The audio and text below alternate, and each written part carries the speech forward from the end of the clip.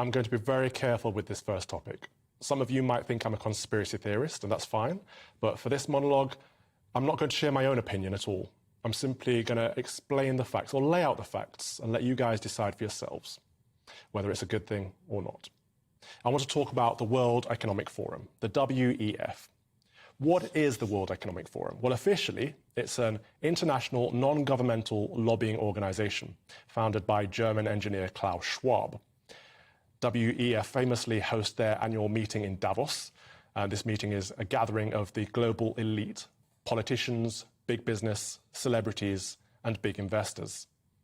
It's a lobby group in favor of a globalized world, governments and businesses working together.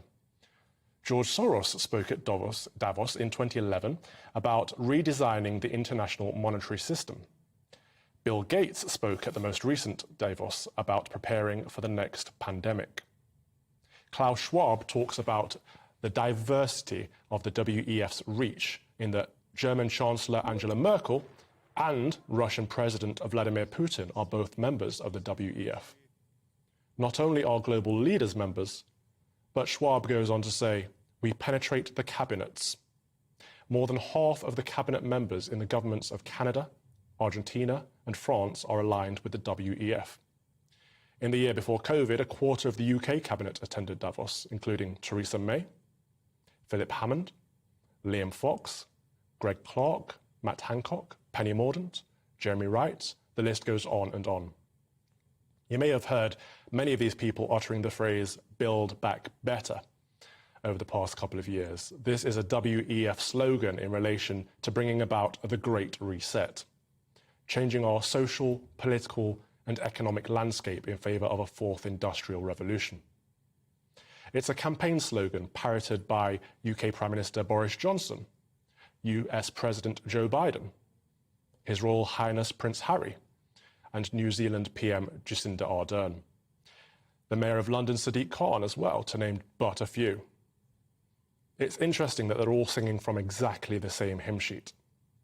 Klaus Schwab, founder of the WEF, has released a few books, most notably in 2016, The Fourth Industrial Revolution, predicting social, political, cultural, and economic changes that he said could unfold in the 21st century. His most recent book is titled COVID-19, The Great Reset, in which he sets out a catalyst for this fourth industrial revolution by taking advantage of the pandemic. Klaus Schwab spoke about using the COVID pandemic as an opportunity to bring about the Great Reset. The pandemic represents a rare but narrow window of opportunity to reflect, reimagine, and reset our world. His Royal Highness Prince Charles spoke at Davos 2020, saying, "As we move from rescue to recovery, therefore, we have a unique but rapidly shrinking window of opportunity to learn lessons and reset ourselves on a more sustainable path. It is an opportunity we have never had before and may never have again. We must use all the levers we have at our disposal, knowing that each and every one of us has a vital role to play," calling this the Great Reset.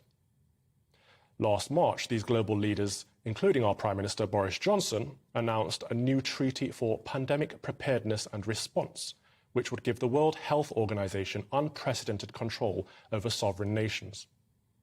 The idea being that in a time of global emergency, one world government could respond quicker to, and I quote, "keep the world safe and serve the vulnerable so everyone everywhere can attain the highest level of health." I'll say that again for emphasis, one world government. In June of this year, the WEF tweeted a promotional message. "Welcome to 2030. I own nothing, have no privacy, and life has never been better." After I tweeted it or retweeted it, highlighting what I perceived to be neo-feudalism, the tweet was deleted. But that is not the first time they've promoted the message, "You will own nothing and be happy." 2030 is not that far away.